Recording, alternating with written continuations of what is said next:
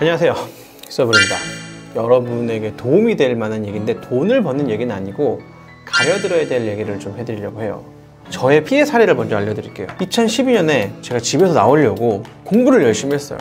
내가 그 제품에 대해서 열심히 공부를 하면 나한테 적합한 제품을 살 수가 있고, 혹은 기회가 있으면 싸게 살 수도 있잖아요. 부동산도 비슷할 거라고 생각을 하고 열심히 공부를 했는데, 선대인 연구소에서 하는 부동산 강의를 듣습니다. 처음 들으면 저 부동산에 대해서 아무것도 몰랐으니까 잘 이해가 안 가요. 그래서 몇 번을 듣고 주장하시는 인구 절벽에 관한 책, 그 다음에 이분이 또 친한 분이 있어요. 최윤식이라고 미래학자. 이분이 하는 2020 미래, 이런 책을 막 사서 보고, 아, 이렇구나 라고 생각하고 2012년에 저는 전세를 들어가게 됩니다. 2012년에는 어떻게 했어야 됐다? 전세를 들어가면 절대 안 됐다. 제가 이 얘기를 왜 하려고 하냐면, 논리적으로 한번 허점에 대해서 짚으려고 해요. 부동산 폭락, 우리는 일본처럼 폭락, 개폭락, 삼성전자 중국과 일본의 미국과의 기술 격차에 의해서 망해.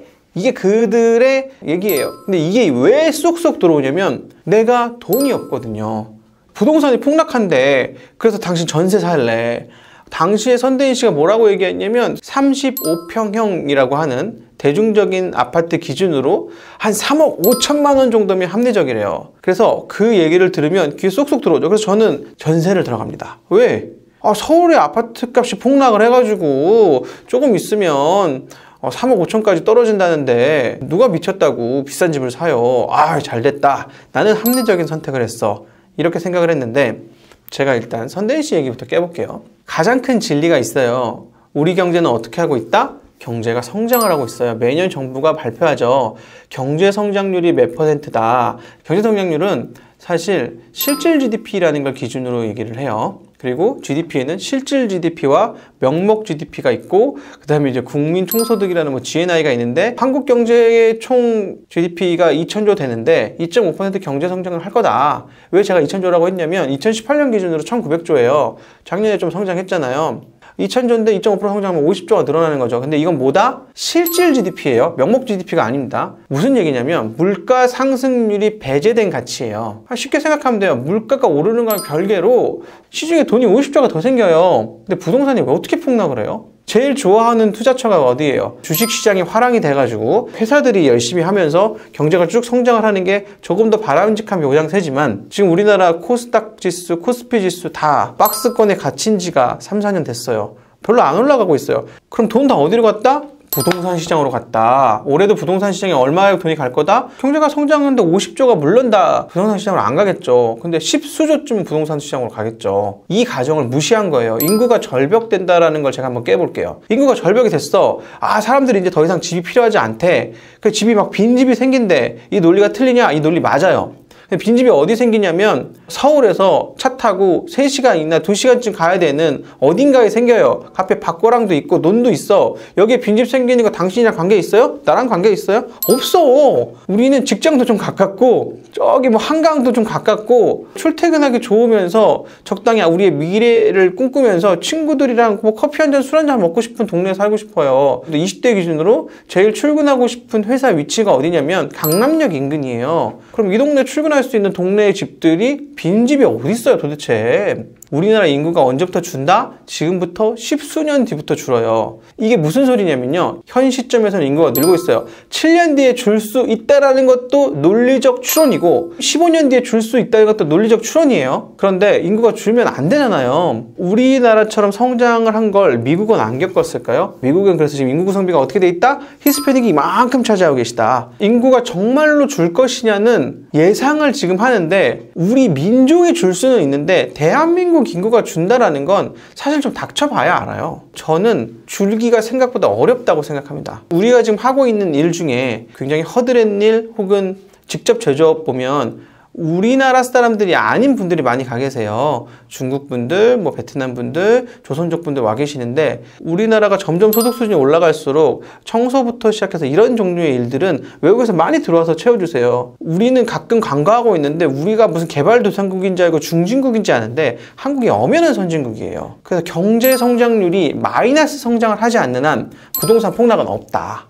일본은 하지 않았나요? 일본 마이너스 성장했잖아요. 그럼 일본처럼 한국이 되지 않을까요? 또 이런 얘기를 하세요. 일본의 버블 시대를 우리가 살펴보면 LTV를 120%까지 적용하던 시절이 있었어요. 이게 아마 90년 전후일 건데 120%라는 게 무슨 얘기냐면 집이 5억이야. 그럼 너한테 대출 6억을 해주는 거야. 왜 6억 해주냐면 지금 5억인 집을 사도 어차피 한 6개월만 있으면 6억이 될 거니까 괜찮아! 이렇게 하고 영업이 시작되는 거예요.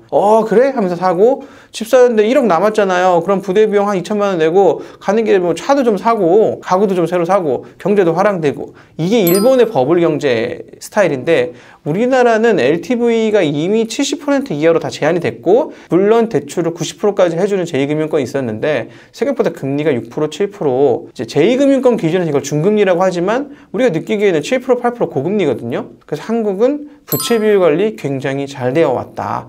LTV만 적용했나요? DTI도 적용했잖아요. DTI는 뭐냐면 뎁트 인컴이거든요. 이 사람의 소득 수준을 고려해서 대출을 해줬어요. 못 갚을 대출을 아예 거의 해주지를 않았어요. 그래서 부동산 폭락, 돈도 다 못 벌어.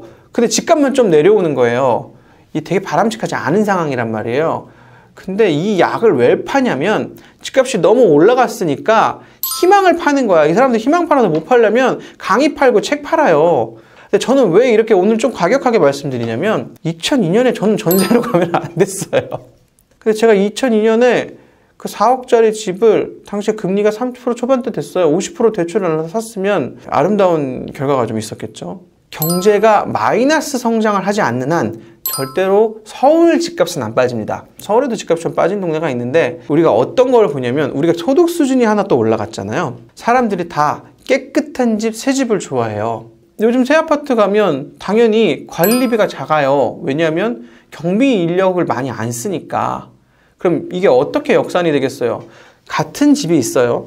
계산하기 좋게 10억이라고 칩시다. 옛날 구축 아파트는 동마다 아저씨가 계셔. 관리비가 40만 원 나온대. 새로 지은 아파트는 관리 인력이 한 서너 명 정도 있고 나머지는 CCTV와 전자로 관리가 돼. 그래서 관리비가 20만 원 나온대. 그러면 어디가 상승을 할까요? 깨끗하고 인터넷도 빨라. 뭐 여러 가지 첨단 장비 많아. 관리비도 조금 나오는 새 아파트가 시세가 어떻게 된다? 20, 30% 쭉 올라가는 건 굉장히 쉬운 일이다. 뭐 어려운 논리가 뭐 없어요. 근데 집값이 폭락을 한다. 집값이 지금이 고점이라서 이 이상 쉽게 오르지 않을 거라는 말에는 동의할 수도 있고 안 할 수도 있어요. 근데 전 동의 못한 건 우리 경제가 옛날에 9%, 8%, 7%, 6% 고도 성장을 하던 시기가 있었어요. 근데 지금은 2.5%밖에 성장 못한대. 그럼 성장이 굉장히 더뎌진 것 같잖아요. 근데 우리 경제 규모가 2,000조야. 1년에 50조씩 성장을 하는 거예요.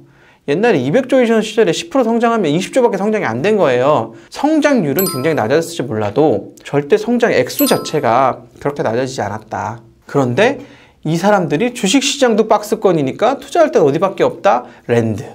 이놈의 부동산. 그 다음에 우리 열망이잖아. 사실 집 하나만 가지면 삶의 질이 굉장히 많이 개선이 돼요. 돈이 그렇게 많이 안 필요 있어요. 우리 맨날 뭐 비싼 거 먹고 싶어요? 우리 먹고 싶다고 해봐야 밤에 치킨 먹는 거잖아. 치킨 한 달 내내 먹으면 50만 원 나오긴 하는데 집값은 1년에 5천만 원씩 뛰니까 문제인 거예요, 사실. 부동산 가격이 좀 내려가게 해주려면 부동산에 매몰된 총 가격이 그대로 있거나 올라가잖아요. 개체수가 많아지면 집 하나하나의 개당 단가는 내려갈 수 있어요. 이런 원리예요. 집이 1000개 있을 때 부동산 시장이 1000억이야. 그럼 집이 하나에 1억이잖아요. 근데 지금 집을 더 이상 못 짓게 묶어놓으니까 이게 돈이 1200억이 들어오면 모든 집들이 1.2억, 1억 2천만 원이 되는 거예요. 근데 집을 그냥 한 200개 좀 더 지어줘. 그러면 부동산 시장에 들어온 돈이 1200억이어도 집값들은 다 1억인 거예요. 집값은 공급으로밖에 잡을 수 없다. 이 당연한 원리고 요즘도 공급으로밖에 못 잡는다 진영과 아니야 이제 인구 절벽과 뭐 폭락할 거야 이런 진영이 스물스물 올라오고 있는데 제가 이제 피해자로서 말씀드리면 이분들이 지난 20년간 미래를 예측해서 맞힌 적이 없어. 근데 어떻게 계속 경제연구소가 미래학자냐면 경제연구소라는 건 추론 기반이에요. 내가 맞춘다고 되는 게 아니라 우리는 이런 자료와 이런 자료를 기반으로 이런 논리적 추론을 했습니다. 추론이 틀렸다고 뭐라고 할 수 있나요? 그냥 틀렸네. 과정 자체에 무리가 없으면 괜찮으면 이 사람 괜찮은 학자다라고 간주를 하는 거예요. 내년도에 경제가 어떻게 될지 맞힐 필요 없어요. 대부분 틀려. 근데 틀리는 게 문제가 아니고 이걸 가지고 여론 타기랑 한다거나 망테크를 타는 사람들을 만드는 게 가슴이 아픈 거예요. 저는 그 중에 한 명이었고요. 이상한 이론에 현혹되지 마시고 필요한 자기 앞길을 잘 가시길 바라겠습니다. 무리를 해서라도 지금 집을 구매하는 것이 현명한 것인지 아니면은 계속 그냥 집값이 떨어질 때까지 마냥 기다렸다가 구매를 하는 게 나은 건지. 무리를 하는 거 내 소득 수준에서 영원까지 끌어모아서 할 필요는 없지만 할 수 있는 것 중에서 제일 좋은 걸 사세요. 중심지를 선택하십시오. 내 손에 닿는 중심지입니다. 강남구 삼성동에 있는 집을 사라는 뜻이 아니에요. 우리 단지 안에서도 로얄층 로얄동이 있어요. 내가 가진 여건으로 한 70%쯤 대출을 받을 수도 있으면서 기왕이면 뭐 6억, 7억 안 넘는 선에서 작은 집을 골라보시고 중소기업 근로자분들은 중소기업 근로자 특별 공급 같은 것들 찾아보시면 많은 도움이 될 것 같습니다. 네, 오늘 이야기 거의 한 줄로 요약하면 경제 성장률이 플러스로 있는 한 부동산 시장이 폭락할 일은 없다. 주춤하거나 조정할 때는 있어요. 부동산 폭락론자들이 얘기를 하는 것처럼 그래프가 일본처럼 이렇게 될 일이 절대 없으니까 내 자산 포트폴리오 중에 내가 살 집 정도 가지시는 거에 대해서 두려움을 가지실 필요 없다. 제가 부동산 투기를 부딪혀서 집을 10개, 20개 사서 그걸로 먹고 사세요. 이렇게 말씀드리는 게 아니라 이미 전세 자금을 쥐고 있는 사람이라면 열심히 고민해봐서 내가 직장이 가깝거나 교통이 좋거나 혹은 내 취미를 할 수 있는 지역에 전세 사지 마시고 집을 사시는 거 추천드린다. 이런 정도인 것 같습니다. 네, 오늘도 여기까지 봐주셔서 감사하고 구독 부탁드리겠습니다. 감사합니다.